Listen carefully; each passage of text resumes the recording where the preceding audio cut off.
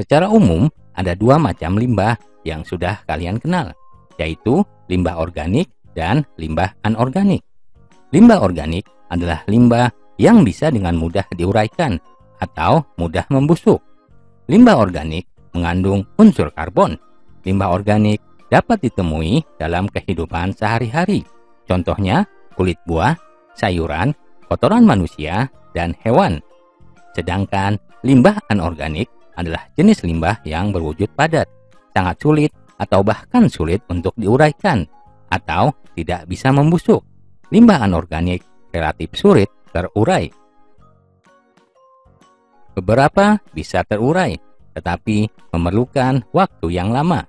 Limbah tersebut berasal dari sumber daya alam yang berasal dari pertambangan, seperti minyak bumi, batu bara, besi, timah, dan nikel.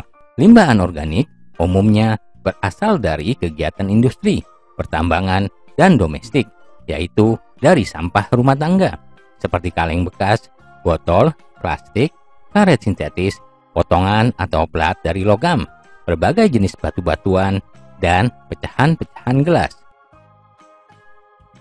Limbah berbentuk bangun datar adalah limbah yang berbentuk bangun yang berdimensi 2, yaitu bahan limbah yang memiliki sisi panjang dan lebar, sehingga tidak mempunyai ruang. Limbah berbentuk bangun datar dapat berupa bidang beraturan, seperti lingkaran, segi 4, segitiga, dan bangun tidak beraturan. Contoh limbah berbentuk bangun datar antara lain daun, kertas, kain perca, dan plastik. Aspek-aspek penting dalam perencanaan usaha kerajinan dari bahan limbah berbentuk bangun datar adalah: 1. Ide dan peluang usaha kerajinan dari bahan limbah berbentuk bangun datar.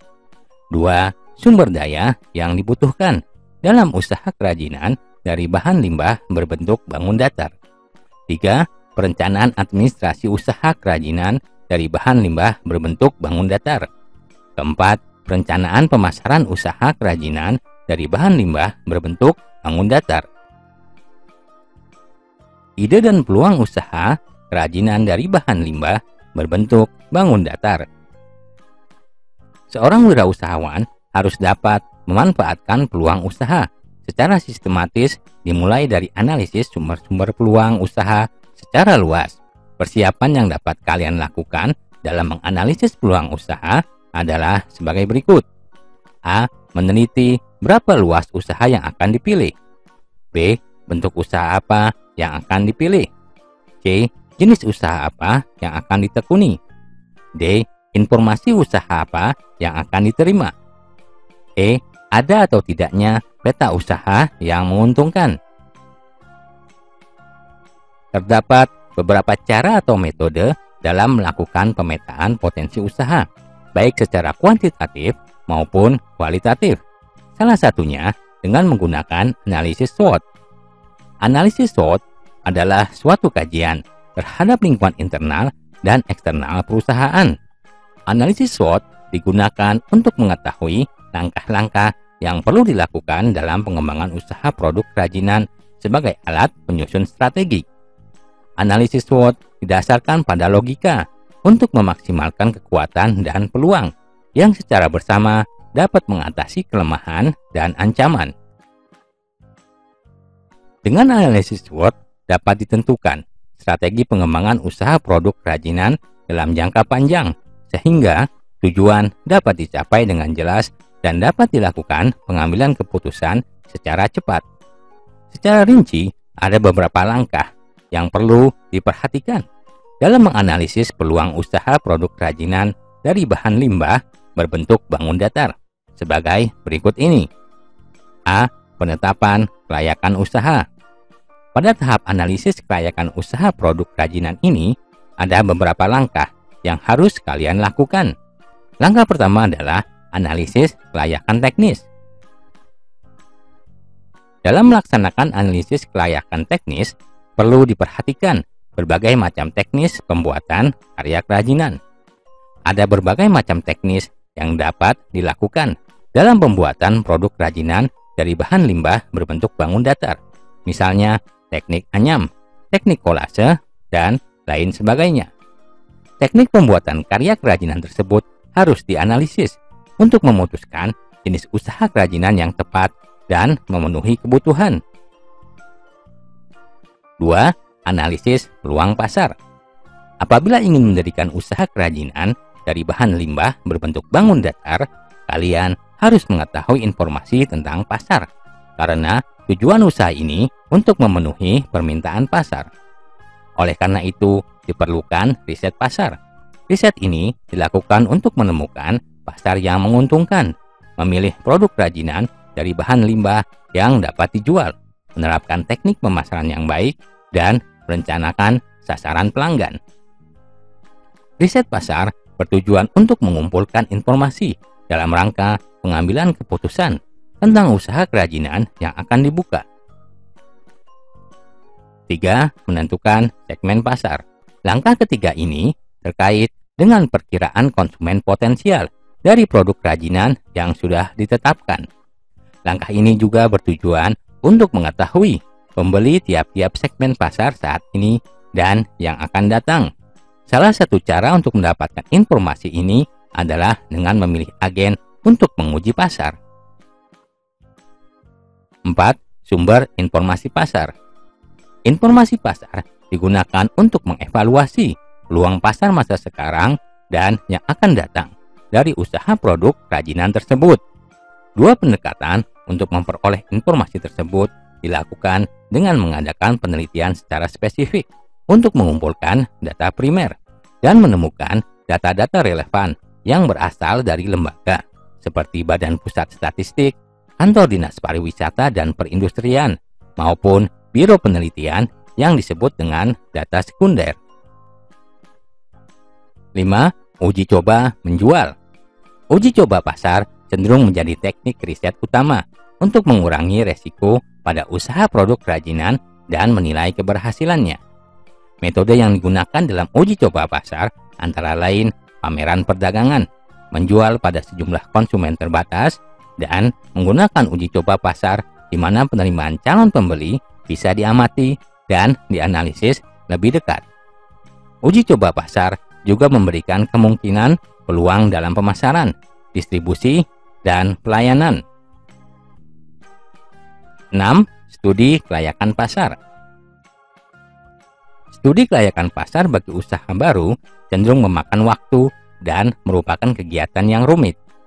Bagaimanapun, kegiatan ini harus dilakukan untuk mengurangi resiko kerugian dan kegagalan usaha produk kerajinan. B. Analisis kelayakan finansial. Analisis kelayakan finansial merupakan landasan untuk menentukan sumber daya finansial yang diperlukan untuk tingkat kegiatan tertentu dan laba yang bisa diharapkan. Kebutuhan finansial dan pengembalian bisa sangat berbeda, tergantung pada pemilihan alternatif yang ada bagi usaha baru. Ada dua langkah dasar sebagai alternatif dalam analisis kelayakan finansial, yaitu 1. Penentuan kebutuhan finansial total dengan dana yang diperlukan untuk operasional. Kebutuhan finansial hendaknya diproyeksikan tiap bulan atau bahkan mingguan, sekurang-kurangnya untuk operasi tahun pertama dari usaha produk kerajinan baru. Selanjutnya, diperlukan juga proyeksi kebutuhan keuangan untuk 3-5 tahun yang akan datang. 2. Penentuan sumber daya finansial yang tersedia. Langkah kedua dalam analisis kelayakan finansial ini adalah proyeksi sumber daya finansial yang tersedia dan dana-dana yang akan dihasilkan dalam operasi perusahaan. Dalam menentukan sumber daya finansial potensial yang tersedia, harus dibedakan sumber finansial jangka pendek, menengah, dan jangka panjang. C. Membedakan persaingan. Semua usaha produk kerajinan akan menghadapi persaingan, baik persaingan langsung, yaitu dari produk kerajinan yang sejenis, maupun dengan produk perusahaan kerajinan lain pada pasar yang sama. Analisis persaingan ini sangat penting dalam rangka pengembangan dan keberlanjutan usaha produk kerajinan yang dikembangkan. Analisis SWOT dapat dilakukan dengan mewawancarai pengusaha kerajinan menggunakan kuesioner. Aspek penting yang perlu disampaikan pada saat mewawancarai pengusaha antara lain aspek sosial, ekonomi, dan teknik produksi untuk mengidentifikasi faktor internal dan eksternal yang mempengaruhi keberhasilan usaha produk kerajinan. Upaya untuk mengembangkan ide dan peluang usaha harus dikaitkan dengan kemampuan wirausaha dalam mengelola situasi dan peluang pasar. Untuk membentuk proses pengembangan ide, wirausahawan perlu memberikan kebebasan dan dorongan kepada para karyawannya agar mereka berani mengembangkan ide-ide dalam peluang usahanya. Tujuan dalam mengembangkan ide dan peluang usaha pada produk kerajinan adalah sebagai berikut. A. Ide dalam pembuatan produk agar diminati konsumen. B. Ide dalam pembuatan produk agar dapat memenangkan persaingan. C. Ide dalam pembuatan dan pendayagunaan sumber-sumber produksi. D. Ide yang dapat mencegah kebosanan konsumen di dalam pembelian dan penggunaan produk. E. Ide dalam pembuatan desain, model, corak, warna produk agar disenangi konsumen. Sumber daya yang dibutuhkan dalam usaha kerajinan dari bahan limbah berbentuk bangun datar. Dalam perencanaan proses produksi, diperlukan pengelolaan yang baik untuk mencapai tujuan perusahaan. Sumber daya yang dimiliki oleh perusahaan dapat dikategorikan atas 6 tipe sumber daya sebagai berikut. A. Men atau manusia. Dalam pendekatan ekonomi, sumber daya manusia adalah salah satu faktor produksi selain tanah, modal, dan keterampilan.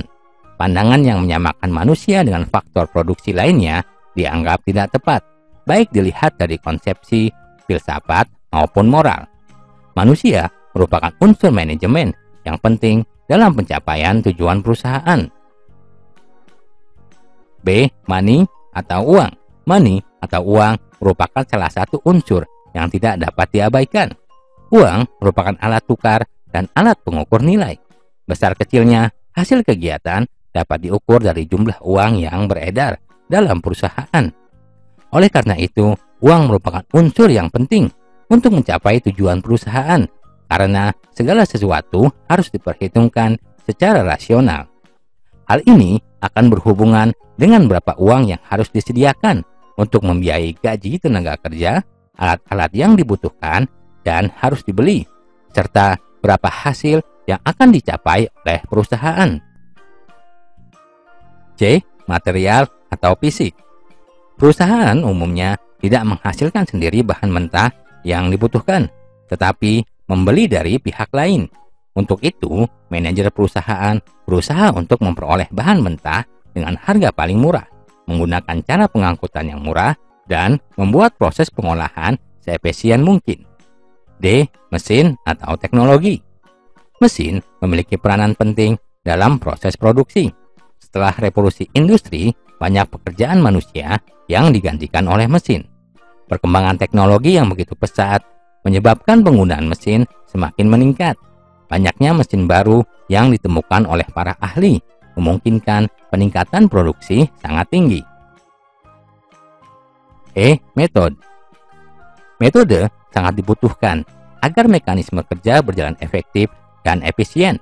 Metode kerja yang sesuai dengan kebutuhan perusahaan, baik yang menyangkut proses produksi maupun administrasi, tidak terjadi begitu saja, melainkan memerlukan waktu yang lama.